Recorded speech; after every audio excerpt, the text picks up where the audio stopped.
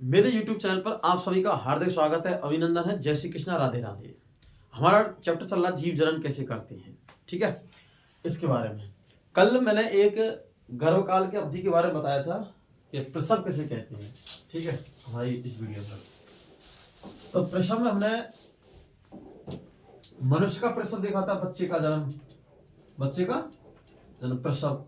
तो जो हमारा प्रसव काल होता है, प्रसव काल का समय ये होता है 9 महीने, ठीक है। उसमें मैंने लिखाया था ब्लू व्हेल का। वो ब्लू व्हेल का नहीं है, वो शार्क मछली। किसका है? शार्क मछली का। उसको सही कर लेना। शार्क मछली का गर्भकाल होता है 3 साल का, ठीक है। उसको सही कर लेना, 3 साल का है, ठीक है। अब आज हम पढ़ेंगे अंडकोशिका का निश्चन होता है और एक नहीं होता है। जब अंडकोशिका का निश्चन होता है तो कौन सी प्रक्रिया होती है, और अंडकोशिका का निश्चन नहीं होता है तो कौन सी प्रक्रिया होती है, दोनों के बारे में। फिर उसके बारे में पढ़ेंगे हम आर्तव चक्र, जिसको हम एमसी पीरियड कहते हैं। फिर उसके बाद में पढ़ेंगे हम प्लेसेंटा अपरा, प्लेसेंटा या अपरा, ठीक है। अपरा इसके बारे में पढ़ेंगे। अब एमसी पीरियड क्या है, कितने दिन की होती है? 28 से 30 दिन के बीच में है। इसको 1 महीने की बोलते हैं, ठीक है। अब हम लगाते हैं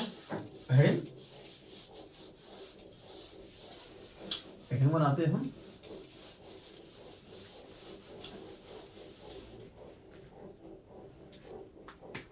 जब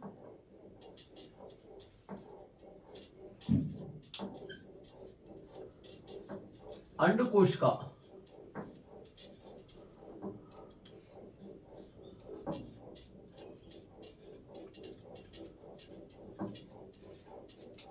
का निषेचन होता है, ठीक है। क्या होता है? जब अंडकोशिका क्या होता है, निषेचन होता है। जब क्या होता है, अंडकोशिका का निषेचन होता है। क्या होता है? अंडकोशिका का निषेचन। तो देखो, समझो पहले डायग्राम में।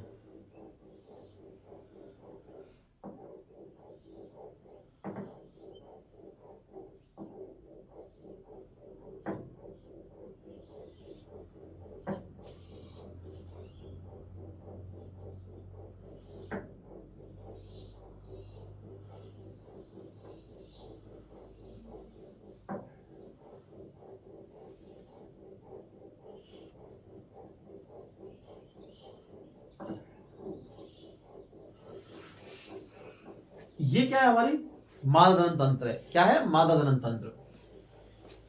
ये गर्भाशय, ये वाला क्या है? गर्भाशय। अब जितनी बात चलेंगी इस पर गर्भाशय में ही चलेंगी। क्या चलेंगी? गर्भाशय में।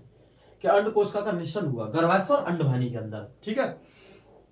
होता क्या है कि हर महीने 28 से 30 दिन का समय होता है। इस बीच में एमसी पीरियड, मासिक चक्र चालू होता है। और मासिक चक्र चालू होने के उपरांत इसमें से क्या है, अंडाशय से क्या बनते हैं? अंडाणु। ये क्या है? अंडाशय। अंडाशय से क्या बनते हैं? अंडाणु। और अंडाणु आगे बढ़ते हुए और ये कहां तक जाते हैं? अंडवाहिनी तक। इस प्रकार से जाते हैं अंडवाहिनी तक। क्या है? अंडाणु है। अंडाणु बोल दो या अंडकोशिका बोल दो, एक ही बात है। अंडकोशिका क्या है? अंडाणु या अंडकोशिका। जब अंडकोशिका निषेचित हो जाती है, क्या होती है? निषेचित, मतलब अंडवाहिनी में निषेचन की प्रक्रिया संपन्न हो गई। क्या हो गई? संपन्न। तो 6 से 7 दिन बाद, क्या है? 6 से 7 दिन बाद ये क्या होती है? जो निषेचित कोशिका होती है वो कहलाती है युग्मनज। पहले तो युग्मक है। युग्मक का मतलब एक नर युग्मक और एक मादा युग्मक। नर युग्मक को शुक्राणु बोलते हैं, मादा युग्मक को अंडाणु बोलते हैं। क्या बोलते हैं? अंडाणु। मैं बताया आपके लिए, नर युग्मक को बोलते हैं हम शुक्राणु, ये आपको याद रखना है। और मादा युग्मक को बोलते हैं अंडाणु, ये आपको याद रखना है। शुक्राणु का निर्माण होता है वृषण में, होता है वृषण में, टेस्टिस में, और अंडाणु का निर्माण होता है अंडाशय में। ठीक है, ये पहला ही होता है युग्मक। जब इनका निषेचन की प्रक्रिया होती है, क्या होती है निषेचन की प्रक्रिया, जो आपको मैं पहले वीडियो में करा चुका हूं। निषेचन की प्रक्रिया होती है, निषेचन की प्रक्रिया में क्या होता है, एक तो नर युग्मक का मादा युग्मक से मिलने या संलयन की क्रिया को हम निषेचन कहते हैं। तो जब नर युग्मक और मादा युग्मक दोनों मिलते हैं, क्या मिलते हैं दोनों, और खा मिलते हैं अंडवाहिनी में, खा मिलते हैं अंडवाहिनी में, तो फिर उनके फलस्वरूप बनने वाली संरचना को हम कहते हैं युग्मनज। क्या बोलते हैं युग्मनज। ठीक है, क्या कहते हैं इनको, युग्मनज। क्या बोलते हैं इनको हम, युग्मनज। ठीक है, निषेचन। तो ये युग्मनज होता है, युग्मनज 6 से 7 दिन बाद, कितने 6 से 7 दिन बाद ये धीरे धीरे गर्भाशय में आ जाता है। क्या होता है गर्भाशय में 6 से 7 दिन बाद, खासे 6 से 7 दिन बाद ये गर्भाशय में रोपित हो जाता है और द्वितीय केंद्र हो सकता है। ठीक है, उसके बाद में ये कहा जाता है गर्भाशय में आता है। गर्भाशय की भित्ति, आंतरिक भित्ति मांसल व स्पंजी हो जाती है। क्या होती है, मांसल व स्पंजी। मांसल स्पंजी होती है, ये भ्रूण के विकास के लिए बहुत ही आवश्यक होती है। किसके लिए, भ्रूण के विकास के लिए। अगर माना कि निषेचन नहीं हुआ तो एक कंडीशन होती है, निषेचन अंडकोशिका का निषेचन हो गया तो ये गर्भाशय की भित्ति कैसी होती है, मांसल व स्पंज जाती है और आगे भ्रूण का विकास, युग्मनज में कोश का विभाजन व विभेदन की प्रक्रिया लगातार चलती रहती है और भ्रूण का निर्माण होता है। क्या होता है, भ्रूण का निर्माण। लेकिन अगर निषेचन नहीं हुआ, क्या हुआ, निषेचन, निषेचन न हुआ तो ये अनिषेचित अंडा, जो अंडाणु निषेचन जिसका क्या नहीं हुआ, निषेचन नहीं हुआ, ये अनिषेचित अंडाणु यहाँ आता है और आने के बाद में टूटकर फटकर योनि मार्ग से ब्लड के जरिए निकल जाता है। और जो भित्ति इसने किसने, गर्भाशय ने अपने आप को अंडे को रोपण करने के लिए किसको, अंडाशय को, वो अंडाणु को, युग्मनज को रोपण के लिए बनाई थी, ये कट कट के बाहर ब्लीडिंग के रूप में, ब्लीडिंग और श्लेष्मा युक्त के रूप में बाहर ये निकल जाती। ठीक है, इस प्रकार अगर हो गया तो फिर इसका, अब हमारा है जब अंडकोशिका का निषेचन होता है, तो अंडकोशिका का निषेचन होता है, निषेचन हो गया, निषेचन के बाद में इसकी जो भित्ति है गर्भाशय की, यूट्रस की, वो कैसे हो गई, स्पंजी में मांसल हो गई, जो भ्रूण के लिए विकास के लिए बहुत आवश्यक है। फिर कोशिका का विभाजन, विभेदन बार बार चलता रहेगा। क्या चलता रहेगा, विभेदन, और भ्रूण का निर्माण हो जाए। किसका, भ्रूण का निर्माण। और निषेचित अंडे से लेके, हाँ, निषेचित अंडे से लेके और शिशु के जन्म के काल को हम गर्भकाल बोलते हैं। क्या बोलते हैं, गर्भकाल। यानी कोशिका में लगातार विभेदन, विभाजन और विभेदन दोनों लगातार चलता रहेगा, जिससे ये भ्रूण का निर्माण हो जाएगा। ठीक है, तो इसमें लिखते हैं हम,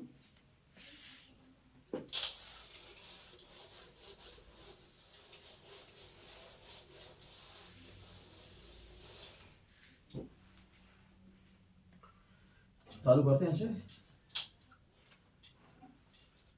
निषेचित अंडा, निषेचित अंडा युग्मनज, युग्मनज, युग्मनज कहलाता है। क्या कहलाता है, युग्मनज कहलाता है। निषेचित अंडा युग्मनज कहलाता है। क्या कहलाता है, निषेचित अंडा युग्मनज कहलाता है। यह युग्मनज, यह युग्मनज, यह युग्मनज, क्या था, यह युग्मनज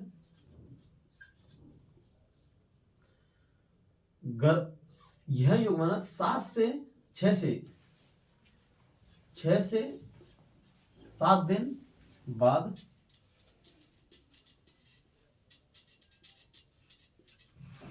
यह युग्मनज 6 से 7 दिन बाद, क्या 6 से 7 दिन बाद गर्भाशय की,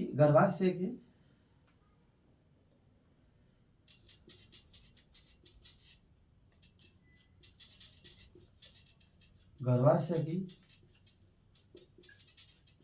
एंड्रोमीटियम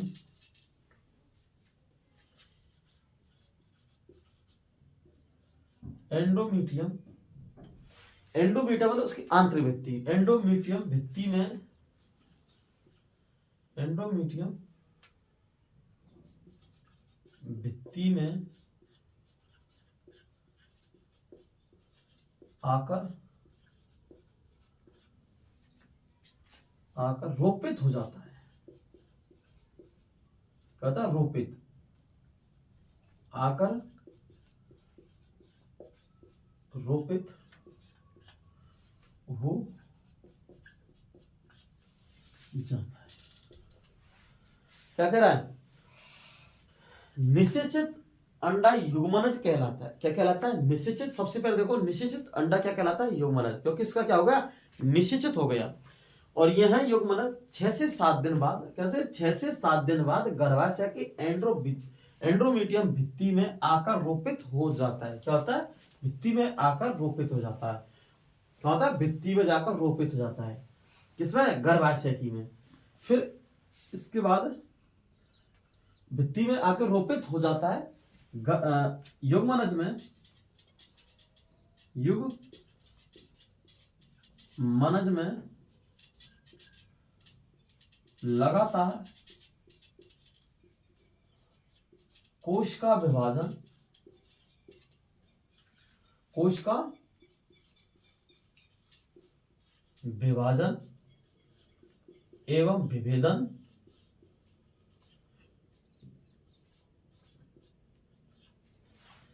युग्मनज में लगातार कोश का विभाजन एवं विभेदन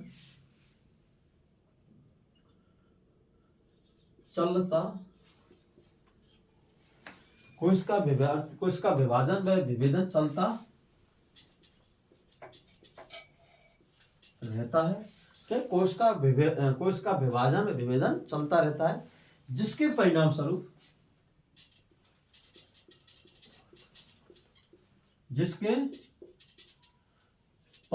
स्वरूप, भ्रूण का, क्या? भ्रूण का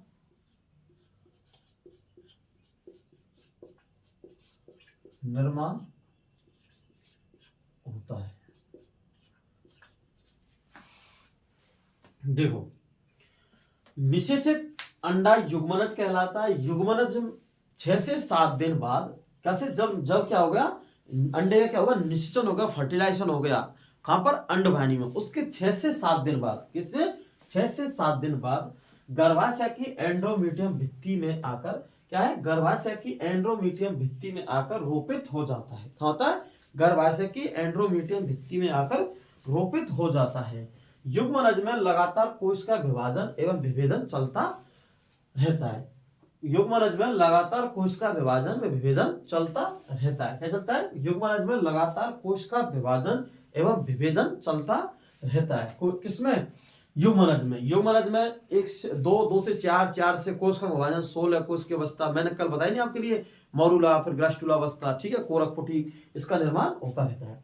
तो क्या करा? युग्मनज में लगातार कोश का विभाजन चलता रहता है, ठीक है, जिसके परिणाम स्वरूप भ्रूण का निर्माण होता है। किसका? भ्रूण का निर्माण होता है, ठीक है, जिसके परिणाम स्वरूप किसका? भ्रूण का निर्माण होता है। नेक्स्ट लाइन लिखते हैं। निषेचन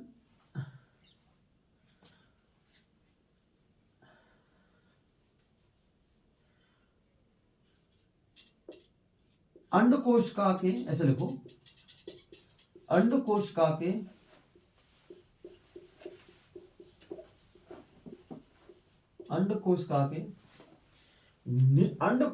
निषेचन से लेकर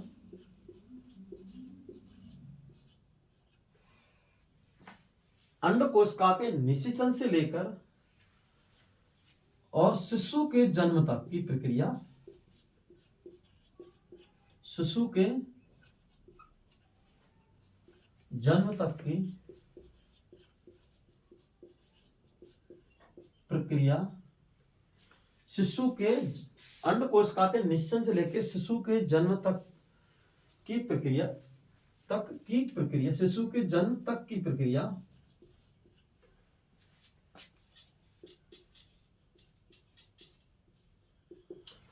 अंड कोशिका के निश्चन से लेकर शिशु के जन्म तक की प्रक्रिया गर्भ काल कहलाती है। क्या कहलाती है? गर्भ काल गर्भ काल कहलाती है। अंड कोशिका के निश्चन से लेकर शिशु के जन्म तक की प्रक्रिया गर्भ काल कहलाती है। क्या कहलाती है? गर्भ काल कहलाती है। यह गर्भ काल का समय मनुष्य, यह लिख लो, मनुष्य में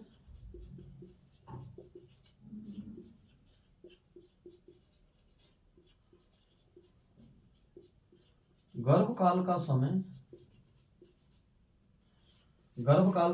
समय 9 महीने या फिर 280 दिन व 40 हफ्ते का होता है। 40 हफ्ते तक का होता है। तो क्या कह रहा है? निषेचित अंड युग्मनज कहलाता है। क्या कहलाता है? निश्चित अंड युग्मनज कहलाता है। युग्मनज 6 से 7 दिन के बाद गर्भाशय की एंडोमीटियम भित्ति में आकर रोपित हो जाता है। क्या होता है? रोपित हो जाता है। युग्मनज में लगातार कोशिका का विभाजन एवं विभेदन चलता रहता है, जिसके परिणाम स्वरूप भ्रूण का निर्माण होता है। क्या होता है? भ्रूण का निर्माण होता है। ठीक है। अंड कोशिका के निश्चन से लेकर शिशु के जन्म तक की प्रक्रिया गर्भकाल कहलाती है। क्या कहलाती है? गर्भकाल। मनुष्य में गर्भकाल का समय 9 महीने 280 दिन 40 हफ्ते का होता है। कितने हफ्ते का? 40 हफ्ते का होता है। ठीक है। कितना होता है गर्भकाल का महीना? 9 महीने 280 दिन व 40 हफ्ते का होता है। ठीक है, 40 हफ्ते का होता है। ठीक है। इसके बाद में इन भ्रूण का विकास लगातार चलता रहता है और इसके बाद में फिर इसके प्रसव की क्रिया होती है। प्रसव के द्वारा नए बच्चे का जन्म लेता है। ये प्रक्रिया तो हो चुकी है हमारी किसके लिए? जब अंड कोशिका का निषेचन होता है। क्या होता है? अंड कोशिका का निषेचन होता है। अगर जब अंड कोशिका का निषेचन नहीं होता है, वो प्रक्रिया देखो, ये तो होगी फर्स्ट, जब अंड कोशिका क्या होगा? निषेचन। सेकंड लिखते हैं इसमें, जब अंड कोशिका का निषेचन नहीं होता है।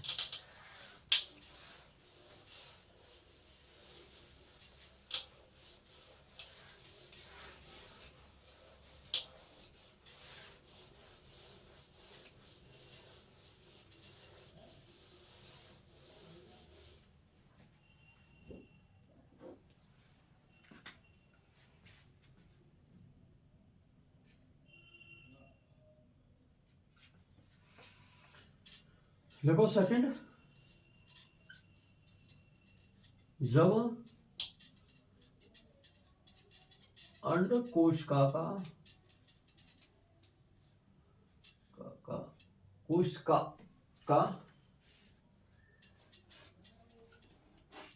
निषेचन नहीं होता है। जब अंड कोशिका का निषेचन नहीं होता है,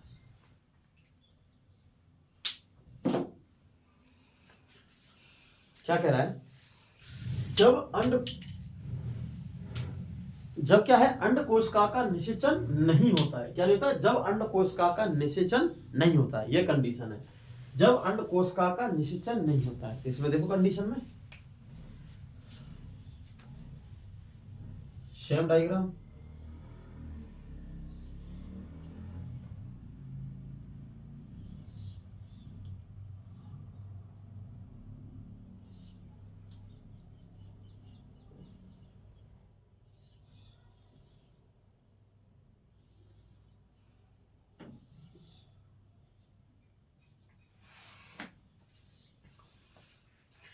ये हमारा क्या है? गर्भाशय, यूट्रस।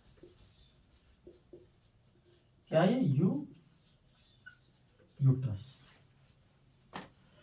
गर्भाशय यूट्रस है। ये क्या है? फेलोपियन ट्यूब, फेलोपियन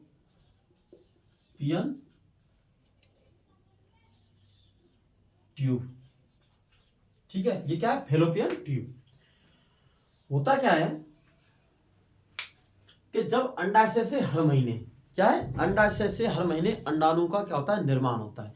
क्या होता है, अंडाशय से हर महीने अंडाणु का निर्माण होता है। किसका होता है, अंडाणु का।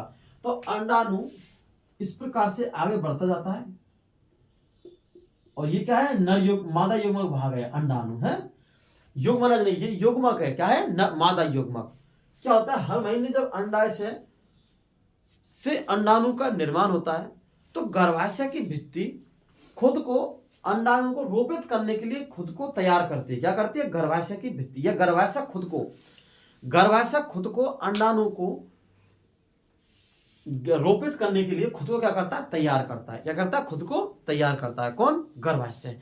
जब गर्भाशय खुद को तैयार करता है अंडाणु को रोपित करने के लिए, क्या करने के लिए, रोपित करने के लिए, तो क्या होता है, इसकी जो भित्ति है, ये भित्ति मांसल और स्पंजी होती है। कैसी होती है, मांसल और स्पंजी होती है भित्ति, ये वाली, ये मांसल और स्पंजी होती है। मांसल मतलब मोटी मांस, ठीक है, और स्पंजी मतलब एक तरीका से फॉर्म जैसी, स्पंजी, जो क्या होती है, भ्रूण के विकास के लिए बहुत ही आवश्यक होती है। क्या होती है, भ्रूण के विकास के लिए बहुत ही आवश्यक होती है। होता क्या है, अगर निषेचन नहीं हुआ, क्या नहीं हुआ, निषेचन, तो ये अंडा है, क्या है, अंड, ये अंडकोश का है, ये अंडकोश का, इसको हम अंडाणु बोलते हैं। ये अंडकोश का धीरे धीरे फटकर टूट टुकड़ों में होकर और इस भित्ति धीरे धीरे कटकर ये शरीर से, ये योनि मार्ग से बाहर निकलते हैं ब्लीडिंग के जरिए। क्या होते हैं, ब्लीडिंग के जरिए। इसी को क्या बोलते हैं हम, आर्तव चक्र, मतलब एमसी पीरियड, इसी को ही बोलते हैं। ठीक है, ये 28 से 30 दिन का होता है, इसलिए इसको मासिक चक्र बोलते हैं, महीने वाला। ठीक है, तो अपने गर्भाशय होता है, ये गर्भाशय मतलब भ्रूण को रोपण के लिए खुद को क्या करता है, तैयार, क्या करता है, खुद को तैयार करता है। ठीक है, ये भित्ति म्यूकस, किसके, रक्त प्लस म्यूकस श्लेष्मा के रूप में बाहर निकलती है। क्या निकलती है, बाहर ब्लीडिंग के जरिए। ठीक है, तो इसमें हम लिखते हैं,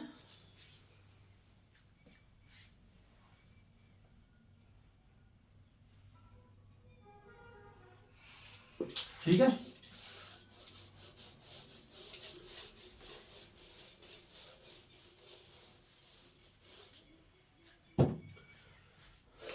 अब देखो,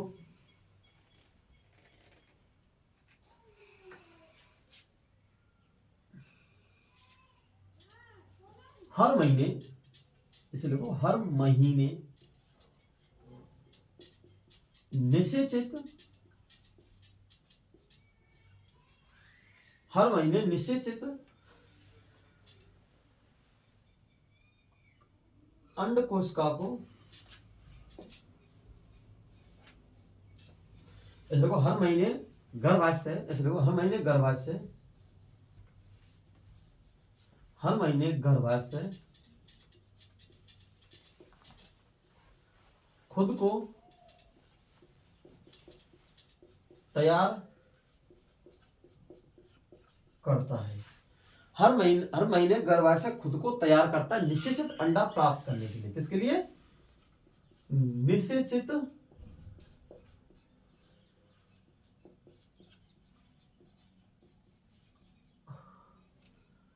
निषेचित निषेचित अंडाणु को, ऐसे लिखो, निषेचित अंडाणु को, क्या है, निषेचित अंडाणु को, निषेचित अंडाणु को प्राप्त करने के लिए,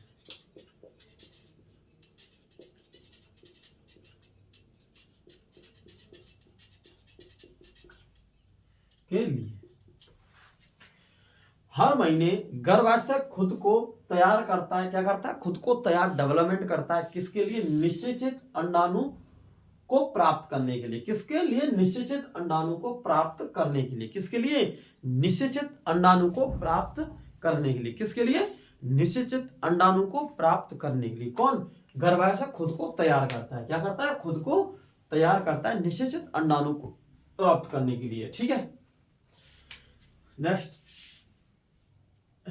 इसमें गर्भाशय की भित्ति मांसल व स्पंजी कैसी है? स्पंजी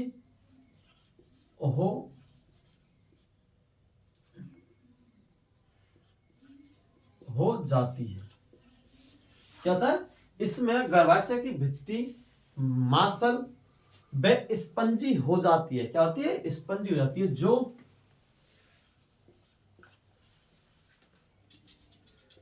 भ्रूण के विकास के लिए बहुत ही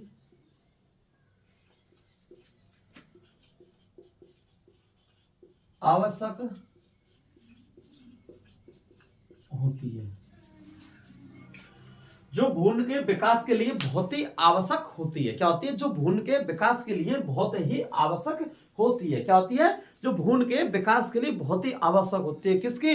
गर्भाशय की भित्ति, जो गर्भाशय ने खुद ने तैयार की है। कैसी? खुद ने तैयार की है। और जो हर महीने तैयार करता है। क्या करता है? हर महीने तैयार करता है खुद को।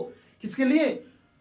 निश्चित अंडाणु को प्राप्त करने के लिए। किसके लिए? निश्चित अंडाणु को प्राप्त करने के लिए। जिससे क्या होता है? इसमें अंडाणु आसानी से रोपित हो जाए। क्या हो जाए? अंडाणु इसमें आसानी से रोपित हो जाए, या अंड इसमें आसानी से रोपित हो जाए। और ये आसानी से क्या हो जाए? रोपित। और रोपित के बाद में भ्रूण का विकास निरंतर, कोश का विभाजन के जरिए निरंतर चलता रहता है। क्या चलता रहता है? कोश का विभाजन निरंतर लगातार चलता रहता है। ठीक है। इसमें गर्भाशय की भित्ति मांसल स्पंज हो जाती है। तो जो भ्रूण के विकास के लिए बहुत ही आवश्यक होती है। कैसे होती है? भ्रूण के विकास के लिए बहुत ही आवश्यक होती है।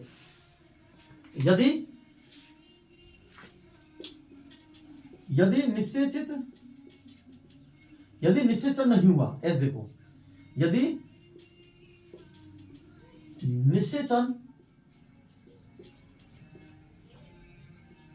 नहीं होता है, यदि निश्चन नहीं होता है, यदि निषेचन नहीं होता है, क्या कह रहा है? यदि निषेचन नहीं होता है, यदि निषेचन नहीं होता है, क्या नहीं होता है? यदि निषेचन नहीं होता है, तो यह भित्ति किसी काम की नहीं रहती है।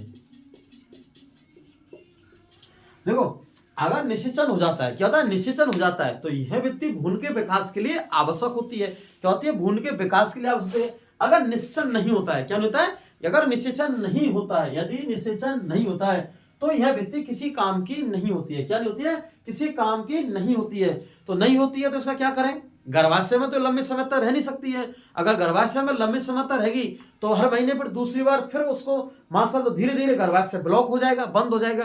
क्योंकि क्या कह रहा है? यह भित्ति किसी काम की नहीं होती है, किसी काम की। और इसको अगर गर्भाशय में छोड़ दिया जाए भित्ति को, क्या गर्भाशय में रह जाए, तो हर महीने फिर क्या तो दूसरी भित्ति का निर्माण नहीं होगा, या फिर दूसरी भित्ति का निर्माण हो जाएगा तो गर्भाशय मोटी लेयर बन जाएगी। क्या बन जाएगी? मोटी लेयर। धीरे धीरे गर्भाशय क्या हो जाएगा? बंद हो जाएगा। क्या हो जाएगा? बंद हो जाएगा। ठीक है।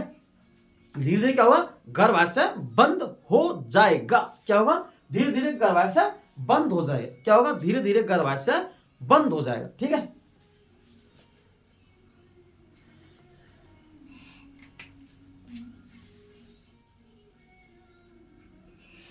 तो यह व्यक्ति किसी काम की, धीरे धीरे गर्भाशय बंद हो जाएगा। लेकिन है, तो यदि निश्चय नहीं होता है, तो यह व्यक्ति किसी काम की नहीं है। ठीक है। तो यह व्यक्ति धीरे धीरे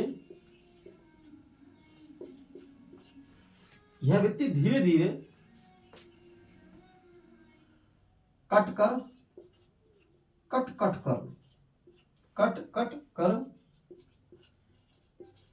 योनि मार्ग से, यह व्यक्ति धीरे धीरे कट कर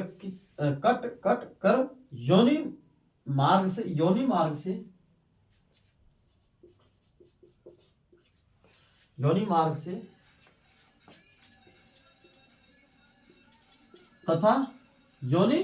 से तथा अंड को, अंडाणु, जो अंड यानी अंड भी धीरे धीरे, अंड भी, यह भित्ति धीरे धीरे कट कर योनि मार्ग से तथा अंड भी छोटे छोटे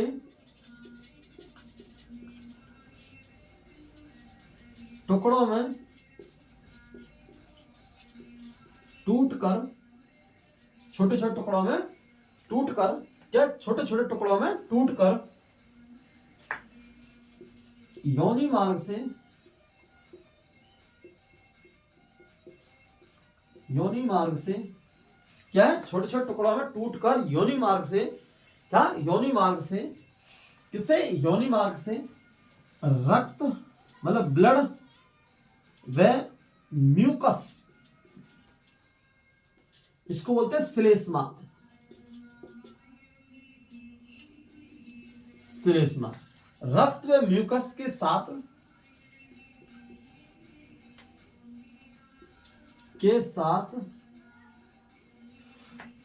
रक्त व म्यूकस श्लेष्मा के साथ शरीर योनि के साथ योनि मार्ग से, किससे, योनि मार्ग से बाहर, कहां से, योनि मार्ग से बाहर निकल जाते हैं, निकलता है, क्या, निकल, योनि मार्ग से बाहर निकलता है। ठीक है, थोड़ी सी लाइन टेढ़ी आती है क्योंकि थोड़ा सा झुकाव की वजह से है। हर महीने गर्भाशय खुद को तैयार करता है, क्या करता है, हर महीने गर्भाशय खुद को तैयार करता है, क्यों, निषेचित अंडे प्राप्त करने के लिए, किसके लिए, निषेचित अंडे प्राप्त करने के लिए, किसके लिए, निषेचित अंडे प्राप्त करने के लिए खुद को तैयार करता है, निषेचित अंडे प्राप्त करने के लिए। इसमें गर्भाशय की भित्ति मांसल व स्पंजी हो जाती है, क्या होती है, मांसल व स्पंजी हो जाती है, जो भ्रूण के विकास के लिए बहुत ही आवश्यक होती है, जो क्या, जो भ्रूण के विकास के लिए बहुत ही आवश्यक होती है। यदि निषेचन नहीं होता है, क्या होता है, यदि निषेचन नहीं होता है तो यह भित्ति किसी काम की नहीं रहती है, यदि निषेचन नहीं होता है तो यह भित्ति किसी काम की नहीं होती है। तो यह भित्ति धीरे धीरे कट कट कर योनि मार्ग से तथा अंड भी छोटे छोटे, अंड जो अंडाणु का निर्माण होगा, अंड भी छोटे छोटे टुकड़ों में टूटकर योनि मार्ग से रक्त व श्लेष्मा म्यूकस के साथ योनि मार्ग से बाहर निकलते हैं, क्या निकलते हैं, योनि मार्ग से बाहर निकलता है रक्त। ठीक है, इसे ही हम बोलते हैं आर्तव चक्र एमसी पीरियड। ठीक है, अब पढ़ेंगे हम आर्तव चक्र एमसी पीरियड। क्या पढ़ेंगे, आर्तव चक्र एमसी पीरियड।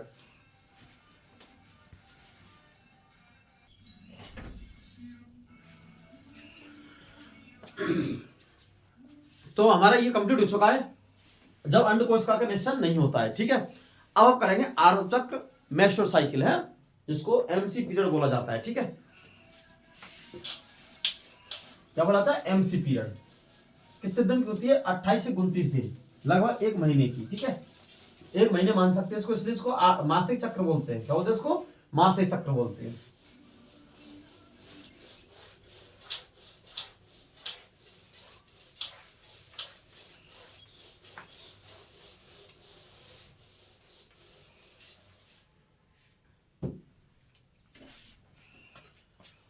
तो इसमें हम लिखते हैं आर्तव चक्र है, लगाते हैं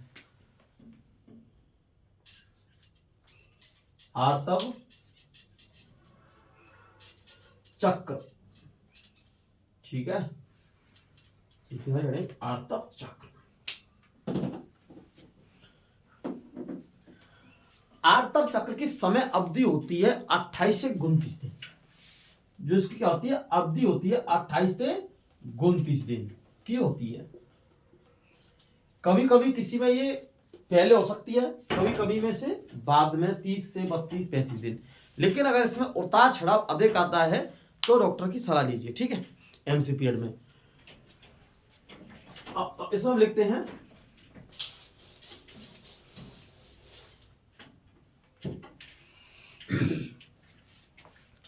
हर महीने की इस आर्तव चक्र की जो अवधि होती है कितने दिन की, 30 दिन की। कितने दिन की, 30 दिन की।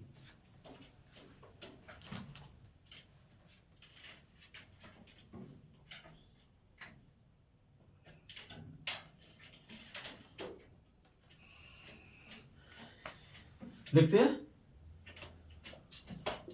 इस चक्र की, किसके, इस चक्र की मतलब इस आर्तव चक्र की, ऐसे लिख लो, आर्तव चक्र की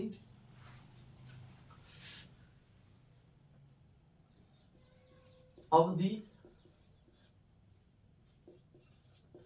1 महीने की, 1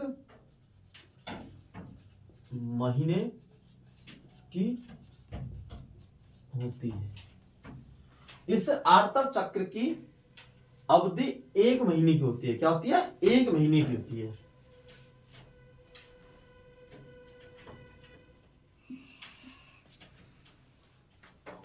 क्या होती है? 1 महीने की होती है। ठीक है,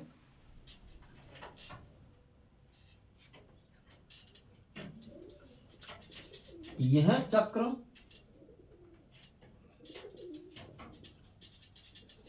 1 महीने का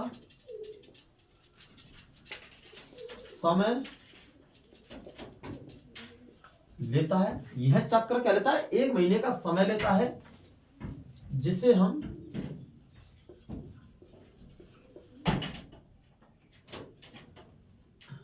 ऋतुस्राव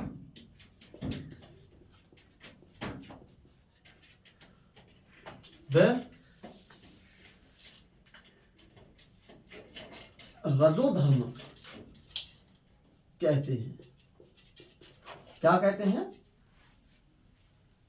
यह चक्र 1 महीने का समय लेता है, जिसे हम ऋतुस्राव या फिर रजोधर्म या एमसी पीरियड, एमसी साइकिल इसको कहते हैं। ठीक है, क्या कहते हैं? M cycle. यह 40 से 45 की आयु के बाद, 40 से 45 की आयु के बाद अंडाशय से, किससे? अंडाशय से अंडाणुओं का निर्माण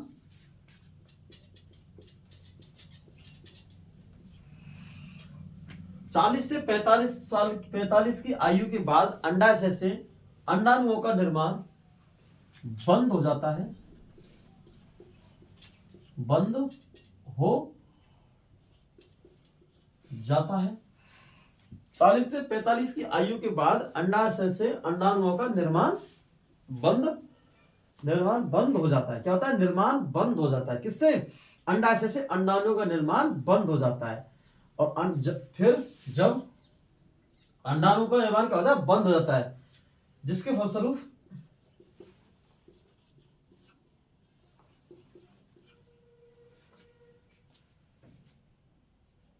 रजो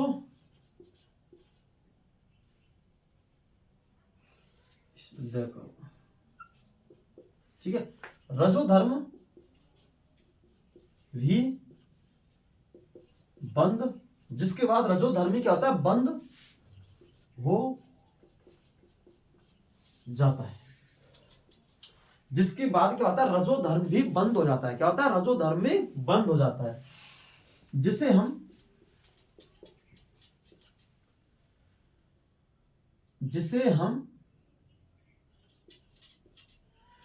क्या कहते हैं? रजो निवृत्ति कहते हैं।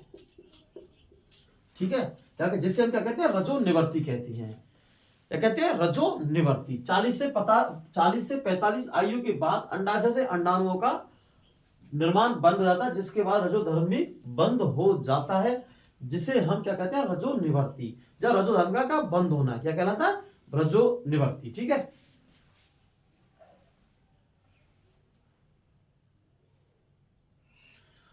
अब होता क्या है इसमें? जो रजोधर्म है,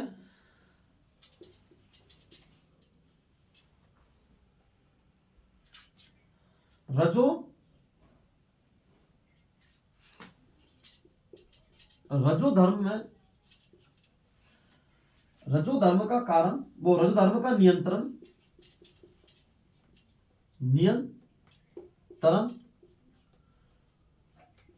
एस्ट्रोजन हार्मोन दिखाया नहीं? 2 हार्मोन होते हैं, एस्ट्रोजन और प्रोजेस्टेरोन। रजोधर्म का नियंत्रण एस्ट्रोजन हार्मोन के द्वारा किया जाता है। रजोधर्म का नियंत्रण क्या है? रजोधर्म का नियंत्रण एस्ट्रोजन हार्मोन के द्वारा किया जाता है। क्या होता है? रजोधर्म का नियंत्रण एस्ट्रोजन हार्मोन के द्वारा किया जाता है। क्या कहता है?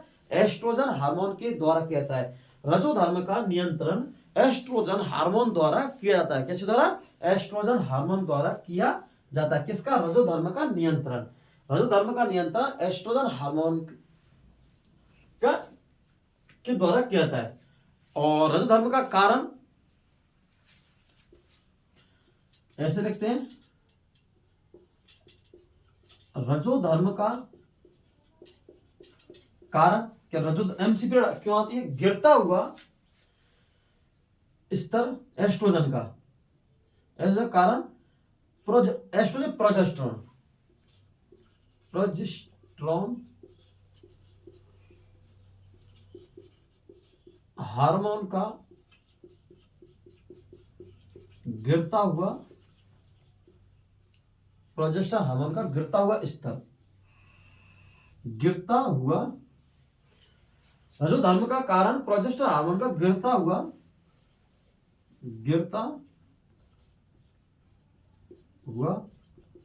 स्तर क्या कहलाता है? रजोधर्म का कारण प्रोजेस्टेरोन हार्मोन का गिरता हुआ स्तर। कौन सा? गिरता हुआ स्तर। पहला है, इस चक्र की अवधि 1 महीने की होती है। कितने महीने की होती है? 1 महीने की। यह चक्र 1 महीने का समय लेता है। इसलिए इसे हम क्या कहते हैं? ऋतुस्राव। क्या कहते हैं? ऋतुस्राव। और ऋतुस्राव या रजोधर्म कहते हैं कि 1 महीने का लेता है समय। ठीक है। 40 से 45 आयु के बाद अंडाशय से अंडाणु का निर्माण बंद हो जाता है, और जिससे के बाद जिसका रजोधर्मी बंद हो जाता है, जिससे हम क्या कहते हैं? रजो निवृत्ति। ठीक है। रजोधर्म का नियंत्रण एस्ट्रोजन हार्मोन के द्वारा किया जाता है। किसके द्वारा? एस्ट्रोजन हार्मोन के द्वारा किया जाता है। रजोधर्म का कारण प्रोजेस्टेरोन हार्मोन का गिरता हुआ स्तर। किसका? गिरता हुआ स्तर। ये हर महीने प्रोजेस्टेरोन हार्मोन का स्तर गिरता है, फिर बढ़ता है, फिर गिरता है, फिर नियंत्रण कंट्रोल होता है। इस प्रकार चलता रहता है हर महीने।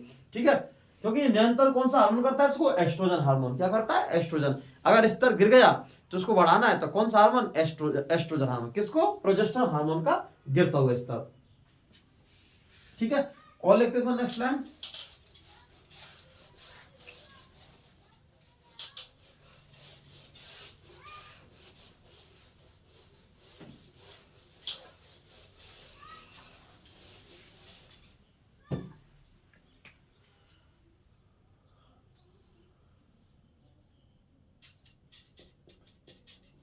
आर्तव चक्र की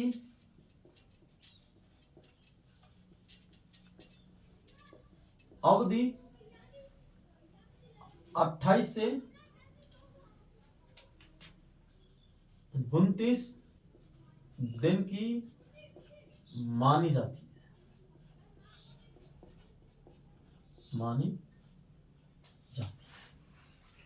28 से 29 दिन की मानी जाती है। अब देखो, आपके लिए समझा रहा हूं। ये हो गया फर्स्ट डे। ठीक है। ये सेकंड, ये थर्ड डे, इसके बाद में 6 डे, 4 डे से 4 डे, फिर 6 डे। ठीक है। इसके बाद में 13 डे,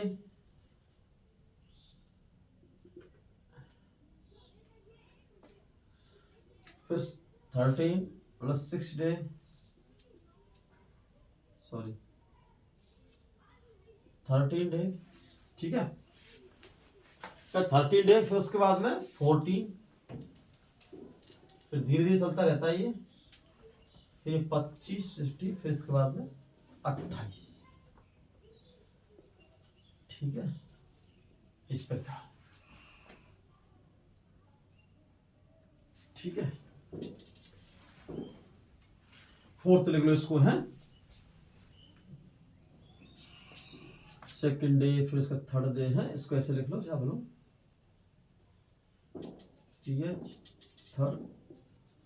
ठीक है। इस प्रकार से है। ये जो टाइम होता है 2 से 4 या फिर 4 दिन, 3 मतलब 1 से क्या टाइम होता है? 1 से 3 या 3 से मतलब 1 से 3 या 4, ये होता है ब्लीडिंग का टाइम। किसका टाइम होता है? ब्लीडिंग का। ठीक है, ये जो टाइम होता है 14वें दिन का, ये 13-14वें दिन, ये होता है अंडोत्सर्ग।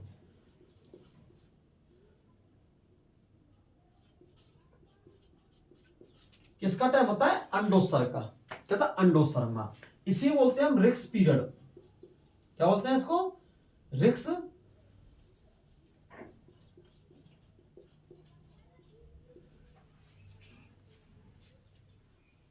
इसको क्या बोलते हैं हम? इसको रिक्स पीरियड। ठीक है, होता क्या है,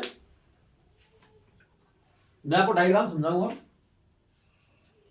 जैसे ये हमारी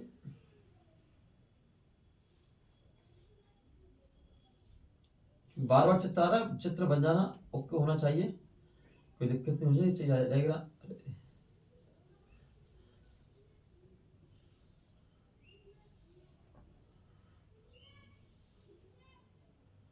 बहुत आसान डायग्राम है ये, कच्चा है। ठीक है, होता क्या है, फर्स्ट डे है,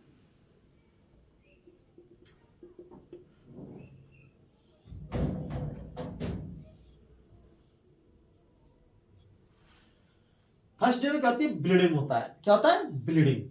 तो जो मैंने बताया, जो अंड का हुआ निषेचन नहीं हुआ, क्या हुआ? जिस अंड का निषेचन नहीं हुआ तो उसके गर्भाशय की भित्ति और गर्भाशय की भित्ति और अंडाशय टूटकर बाहर निकलता है योनि मार्ग से, ब्लड के जरिए, ब्लड रक्त प्लस म्यूकस के साथ में। तो होता क्या है, फिर उसके बाद में लेकर गया ब्लीडिंग, 4 दिन से ब्लीडिंग हुई। कितने दिन तक? 3, 1 या 2 या 3 या 4, ये मैक्सिमम 4 दिन तक मानी जाती है। इससे ज्यादा हो रही है तो फिर कहीं ना कहीं और में डॉक्टर से सलाह लीजिए, उचित डॉक्टर से, गायनो वाले से, गायनोलिस्ट से। ठीक है, होता क्या इसमें, क्या ब्लीडिंग हो गई, फिर 3-4 के बाद में फिर दोबारा से क्या होता है? अंडे का निर्माण होता है, अंडोत्सर्ग का। और ये अंडोत्सर्ग यहां आता है। क्या आता है? अंडोत्सर्ग। धीरे धीरे अंडाणु का निर्माण चालू हो जाता है, फिर से धीरे धीरे अंडाणु यहां आता है, अंडोत्सर्ग। और यहां अंडोत्सर्ग होता है, यहां अंडे से, अंडे से मतलब निकलना। क्या निकलना? अंडे से। देखो, 14 अंडोत्सर्ग का मतलब होता है अंडाशय से अंडों का निकलना। ठीक है, ये होता है अंडा अंडोत्सर्ग। क्या होता है? अंडोत्सर्ग। अंडोत्सर्ग होता है ये, इसमें आता है यहां। तो उसके बाद में यहां जिस जगह आता है उसे कहते हैं रिक्स पीरियड, या फिर उसके बाद में यहां से, और ये रहता है 10 दिन का। कितने दिन का? 10 दिन का रिक्स पीरियड होता है ये। अगर इस पीरियड में अगर निश्चन होता है, क्या होता है? निश्चन की प्रक्रिया होती है, तो क्या महिला फिर से प्रेग्नेंट, गर्भ हो जाएगी। क्या हो जाएगी? गर्भ हो जाएगी। ठीक है, तो ये प्रक्रिया है। फिर इसमें टॉपिक आते हैं, 2 टर्म आते हैं इसमें। एक तो आता है रजो दर्शन और एक आता है रजो निवृत्ति। 2 चीजें इसमें। फर्स्ट तो है रजो दर्शन। कई बच्चों के डाउट आते हैं कि सर रजो दर्शन क्या होता है? ठीक है, एक होती है रजो निवृत्ति। रजो निवृत्ति, इन दोनों को समझो। रजो रजो दर्शन और रजो निवृत्ति। देखो, जब किसी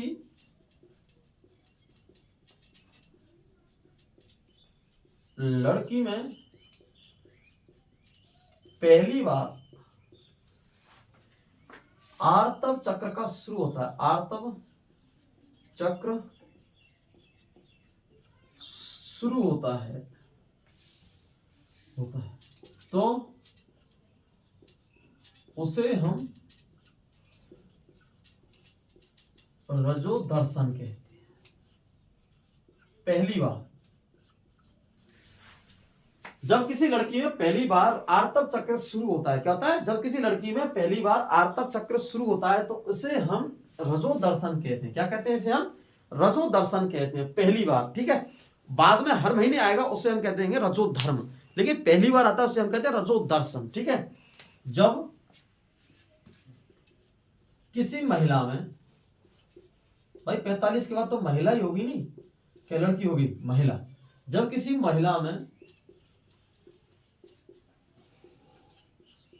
40 से 45, कभी कभी ये 50 होता है, 40 से 45 की आयु के बाद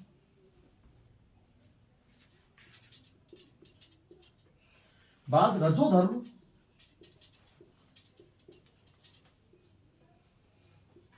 का आना,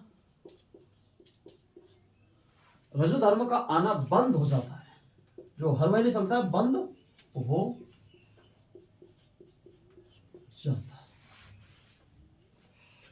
जब किसी महिला में 40 से 45 की आयु के बाद रजोधर्म का आना बंद हो जाता है, किसका? रजोधर्म का आना बंद हो जाता है, इसे हम कहते हैं, इसे हम रजोनिवृत्ति कहते हैं। इसे हम रजोनिवृत्ति कहते हैं। क्या कहते हैं इसको? हम रजोनिवृत्ति कहते हैं। 40 के बाद, 40 या 45, कभी कभी किसी में 40 से पहले, कभी किसी 45 के बाद 50, 52 इतनी भी एज होती है, लेकिन हम इसको एवरेज 40 से 45 मानते हैं। ठीक है, 40 से 45 की आयु के बाद रजोधर्म का आना बंद हो जाता है। क्या होता है? रजोधर्म का आना बंद हो जाता है, इसे हम रजोनिवृत्ति कहते हैं। क्या कहते हैं इसको? हम रजोनिवृत्ति कहते हैं। क्या कहते हैं इसको? हम रजोनिवृत्ति। तो रजोदर्शन से स्पष्ट है। और रजोनिवृत्ति, रजोदर्शन का होता है पहली बार किसी लड़की में क्या हो रही है, आर्तव चक्र शुरू होता है, तो इसे हम क्या कहते हैं? रजोदर्शन कहते हैं। क्या कहते हैं? रजोदर्शन। दर्शन का मतलब पहली बार। ठीक है, रजोनिवृत्ति का मतलब होता है जब किसी महिला में, महिला क्योंकि महिला ही शादी हो जाती है उसकी, ठीक है, जब किसी महिला में 40 से 45 दिन की आयु के बाद रजोधर्म का आना क्या होता है? बंद हो जाता है, तो इसे हम रजोनिवृत्ति कहते हैं। ठीक है, अब हम लाएंगे अपरा प्लेसेंटा, नई हेडिंग। क्या लाएंगे? अपरा प्लेसेंटा।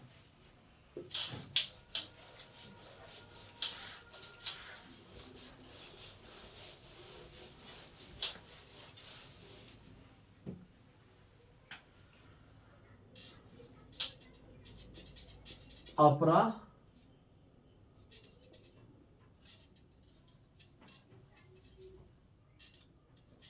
अरे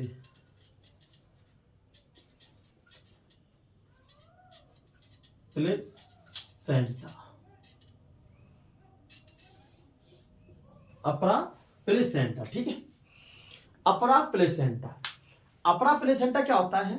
जो ट्रोफोब्लास्ट से क्या होता है? अपरा प्लेसेंटा ट्रोफोब्लास्ट उंगली नुमा संरचना कोरियन रसांकुर का निर्माण होता है, जिसे हम क्या कहते हैं? प्लेसेंटा। क्या कहते हैं? प्लेसेंटा। ठीक है,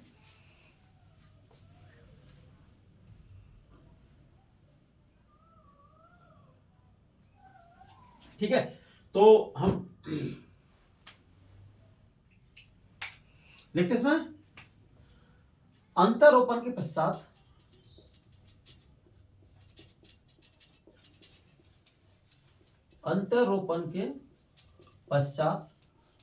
क्या होता है? अंतरोपण के पश्चात क्या होता है? अंतरोपण के पश्चात। ठीक है, कहा? अंतरोपण के पश्चात। और अंतरोपण कहां होता है? गर्भाशय में। तो अंतरोपण के पश्चात, ठीक है, ख्याल रखिए गर्भाशय में है। अंतरोपण के पश्चात ट्रोफोब्लास्ट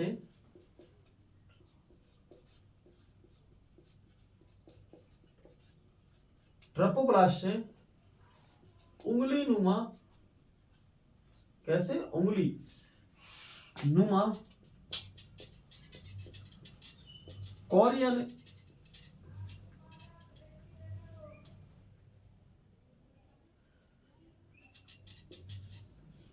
उंगली नुमा कोरियोनिक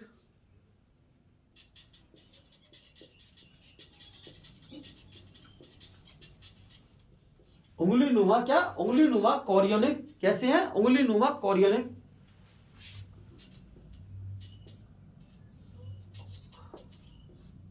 उंगली नुमा कोरियोनिक रसांकुर का निर्माण होता है, जो गर्भाशय की, किसके? गर्भाशय की एंड्रोमीटियम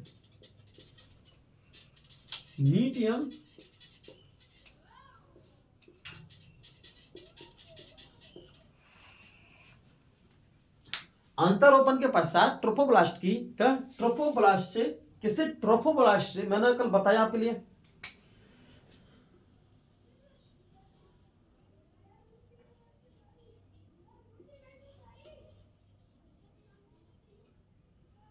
इस प्रकार ये यहां तो निर्माण हुआ ब्लास्टोसील गुहा का, इसका ब्लास्टोसील गुहा का,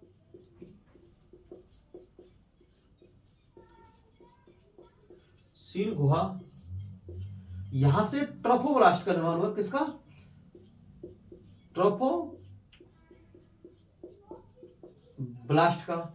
यह ट्रोफोब्लास्ट से उंगली नुमा कोरियर रसायनों का निर्माण होता है, किसका होता है, कोरियर रसायनों का निर्माण होता है। एक झिल्ली का झिल्ली नुमा संरचना होती है, कोरियनिक उंगली नुमा कोरियनिक रसायनों का क्या होता है, निर्माण होता है, का निर्माण जो गर्भाशय की एंडोमेट्रियम में, ठीक है। तो हो गया ट्रोफोब्लास्ट से ब्लास्टोसील गुहा है,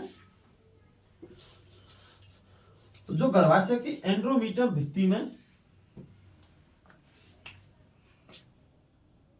में धस जाती है, जिसे हम धस जाती, जिसे हम क्या कहते हैं, अपरा, जिसे हम अपरा कहते हैं। क्या कहते हैं इसको हम, जिसको हम क्या कहते हैं, अपरा कहते हैं। क्या कहते हैं, अपरा। तो अंतरोपण के पश्चात किसके ऊपर, अंतरोपण के पश्चात किसके ऊपर, अंतरोपण के पश्चात ट्रोफोब्लास्ट से उंगली नुमा, जैसे ट्रोफोब्लास्ट से उंगली नुमा कोरियर रसायनों का निर्माण होता है, जो गर्भाशय के एंडोमेट्रियम भित्ति में धस जाते हैं। क्या है, गर्भाशय के एंडोमेट्रियम भित्ति में धस जाती है, जिससे हम क्या कहते हैं, अपरा कहते हैं। क्या कहते हैं, अपरा, ठीक है।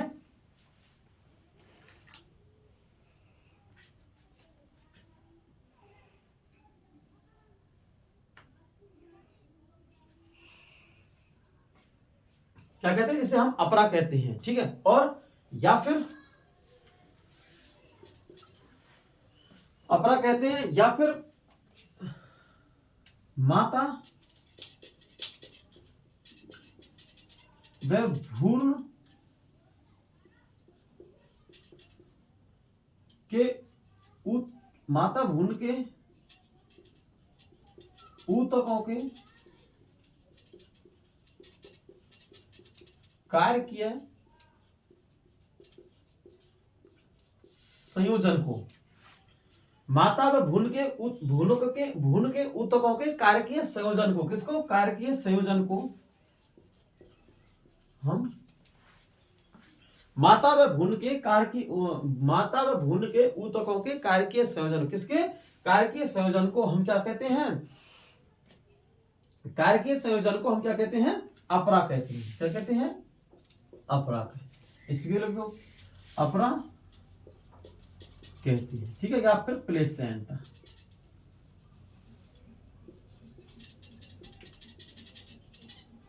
प्लेसेंटा कहते हैं, ठीक, दैट क्लियर्स, प्लेसेंटा, ओके।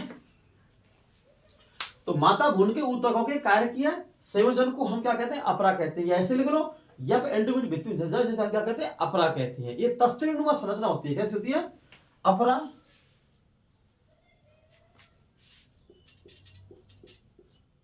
एक तस्तरी नुमा, तस्तरी ले लो या फिर कोई डिस्क लिख लो, डिस्क नुमा संरचना होती है। क्या होती है, अपराग तस्तरीनुमा डिस्कनुमा संरचना होती है। कैसी हो, डिस्कनुमा संरचना, ठीक है। जैसे ही बच्चे का प्रसव होता है, क्या होती है, डिलीवरी प्रसव होती है, इससे जो तस्तरीनुमा संरचना क्या करते हैं, पहले ही समझो कि तस्तरीनुमा संरचना होती है, इससे क्या होता है, माता से भ्रूण का ग्लूकोज, ऑक्सीजन आदि का संपर्क भ्रूण को पहुंचता है।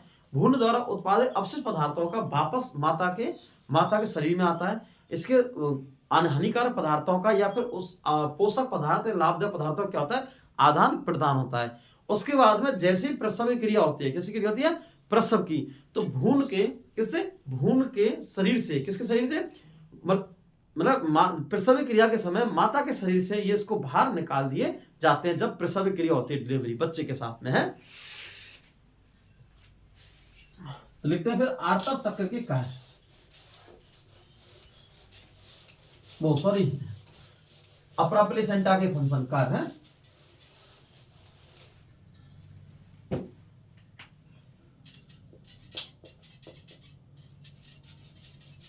अपरा के कार्य।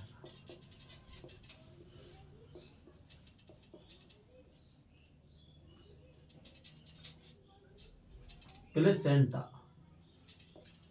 ठीक है, प्लेसेंटा कार्य। तो प्लेसेंटा कार्य क्या होते हैं? अपरा के द्वारा माता से ऑक्सीजन, ग्लूकोज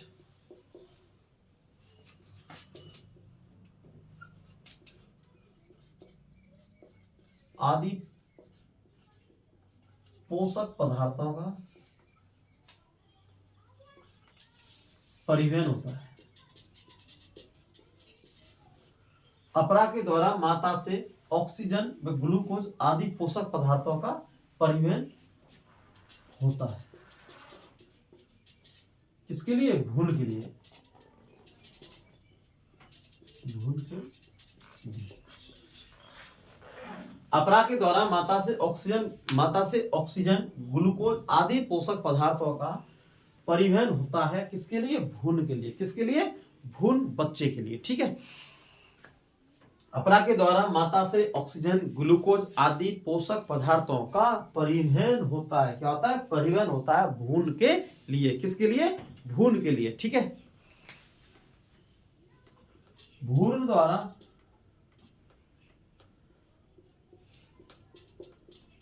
द्वारा निष्कासित अपशिष्ट पदार्थों का, भ्रूण द्वारा उत्पादित, ऐसे लिखो, उत्पादित भ्रूण द्वारा अपशिष्ट पदार्थों का, भ्रूण के, ऐसे लिखो, भ्रूण के अपशिष्ट पदार्थों को अपरा द्वारा पुनः माता के शरीर में भेज दिया जाता है। तो इसको हमें, अगर एक इंपॉर्टेंट चीज है, तो भ्रूण के अपशिष्ट पदार्थों को अपरा पुनः माता के शरीर में अपशिष्ट पदार्थों को अपरा पुनः माता के शरीर में भेज दिया जाता है, ठीक है। तो इसको एक इंपॉर्टेंट लिखते हैं, अपरा भ्रूण व माता में पदार्थों का, अपरा भ्रूण में माता में पदार्थों का आदान प्रदान करता है। अपरा भ्रूण व माता में पदार्थों का आदान प्रदान करता है, ठीक है। एक और इंपॉर्टेंट लिखते हैं, अपरा मतलब प्लेसेंटा। क्या है? प्लेसेंटा एक अस्थायी, कैसे? अस्थायी अंतःस्रावी ग्रंथि होती है। अपरा प्लेसेंटा अस्थायी अंतःस्रावी ग्रंथि होती है। कैसे होती है? अंतःस्रावी ग्रंथि होती है। यहां से क्वेश्चन बनता है अक्सर। अगर सिंपल क्वेश्चन आया तो वो बना देगा माता से अपरा के कार्य क्या है? माता से ऑक्सीजन ग्लूकोज आदि पोषक पदार्थों का परिवहन होता है। किसके लिए? भ्रूण के लिए। किसके लिए? भ्रूण के लिए, ठीक है। भ्रूण के अपशिष्ट पदार्थों को अपरा पुनः माता के शरीर में भेज दिया जाता है। फिर पुनः माता के शरीर में भेज दी जाती है, रक्त के जरिए। किसके जरिए? रक्त के ब्लडिंग के जरिए। अपरा भ्रूण माता में पदार्थों का आदान प्रदान, अपरा भ्रूण में माता में पदार्थों का करता है आदान प्रदान करता है। क्या करता है? आदान प्रदान, ठीक है। अपरा प्लेसेंटा एक अस्थायी अंतःस्रावी ग्रंथि है। कैसी है? अंतःस्रावी ग्रंथि है। कैसी है? अंतःस्रावी ग्रंथि है। कैसी? अस्थायी, कुछ समय के लिए। फिर उसके बाद में ग्रंथि का शरीर से बाहर निकल जाती है अपरा, तो ग्रंथि भी नष्ट हो जाती है, ठीक है। फिर मिलेंगे नेक्स्ट वीडियो में।